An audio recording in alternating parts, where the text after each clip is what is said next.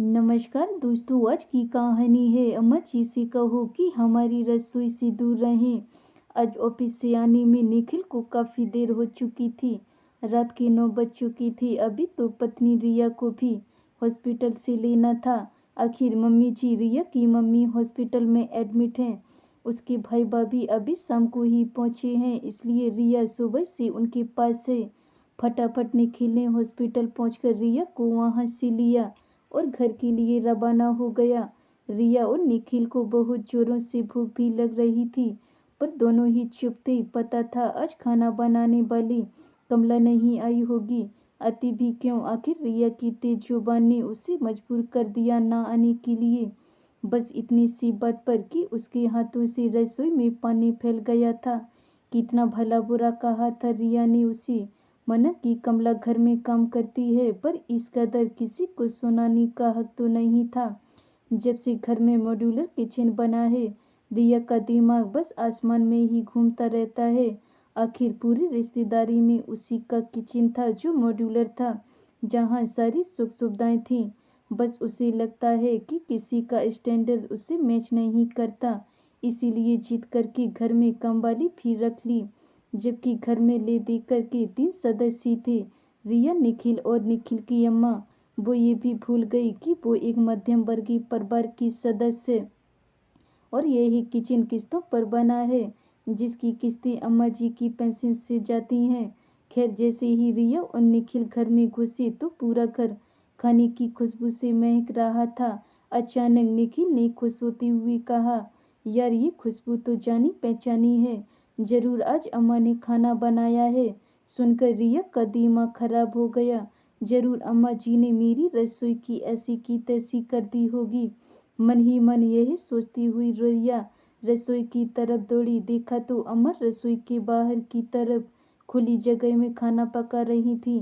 पीछे पीछे निखिल भी आ गया। उन दोनों को देखते ही अम्मा जी बोली, अरे तुम दोनों आ गए। कमला तो आज आई नहीं थी और तुम लोगों को बहुत देर भी हो गई थी, तो मैंने सोचा कि निखिल कितने दिनों से कह रहा है कि अम्मा तेरे हाथों की रोटी खानी है, वो भी चूल्हे वाली। तो मैं ही आज खाना बना देती हूँ।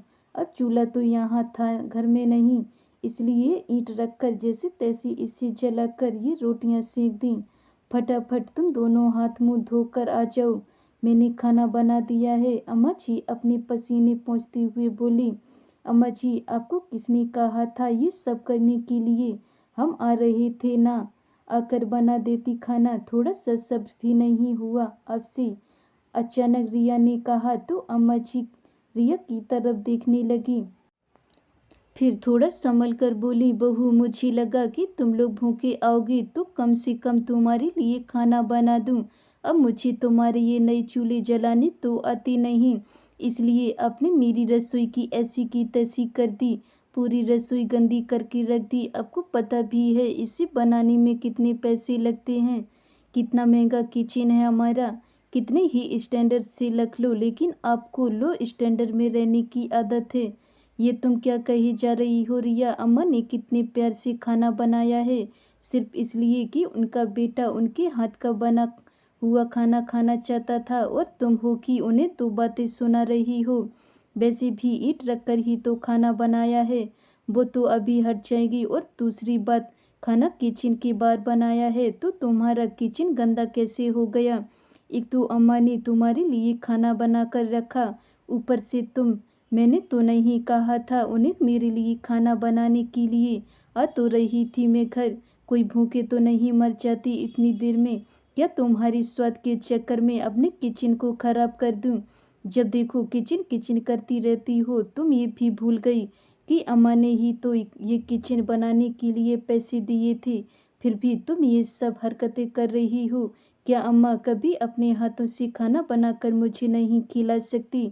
क्या तुम्हारी इस किचन के चक्कर में मैं अम्मा के हाथ का स्वाद हमेशा के लिए भूल जाऊं?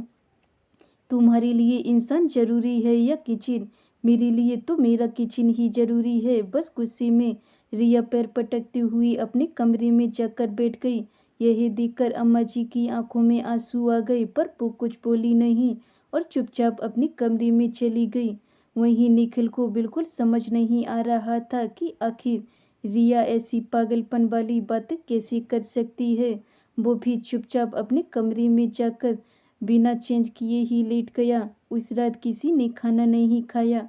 दूसरे दिन रिया की लेट नींद खुली। उठकर जब वो अपने कमरे से बाहर आई तो देखा निखिल ऑफिस जाने के लिए तैयार था और अम्मा जी और निखिल चाय के साथ ब्रेड खा रहे हैं। जैसे ही निखिल की निगाहें रिया से टकराई, निखिल ने कहा, फिक्र मत करो, तुम्हारी किचन में हमने कुछ नहीं किया है। चाय मैं बाहर से खरीद कर लाया हूँ।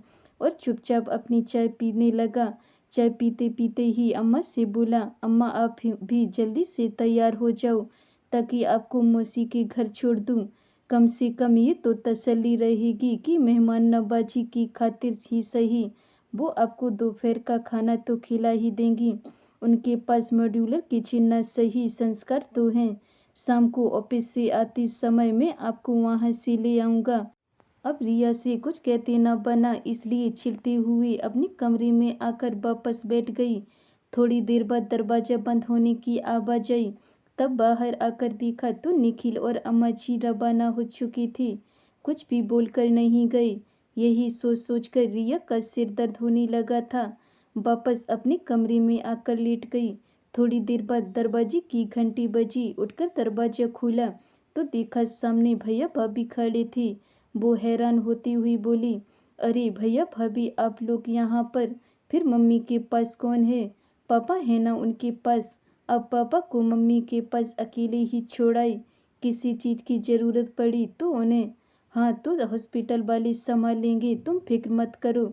दरअसल तुमने अपना मॉड्यूलर किचन बनवाया है ना, तो मैं उसी को देखना चाहती थी। मैं भी सोच रही हूँ बस इस तरह का किचन मैं भी बनवा ही लूँ। अपनी भाभी के मुंह से इस तरह की बातें सुनकर रिया हैरान रह गई। यहाँ तो मम्मी हॉस्पिटल में एडमिट हैं और भाभी को ऐसी बातें सूझ रही हैं। फिर लगभग भाभी को डांटते हुए बोली, भाभी मम्मी हॉस्पिटल में है और आप किचन कैसा बनवाना है ये सोच रही हैं। आपको मम्मी की बिल्कुल भी परवाह नहीं है। सही कहा है किसी ने, बहू कभी बेटी नहीं बन सकती। आप में तो बिल्कुल भी संस्कार नहीं है। अरे संस्कारों को तो छोड़ो, नैतिकता के कारण ही अपनी सास का थोड़ा ध्यान रख लेती।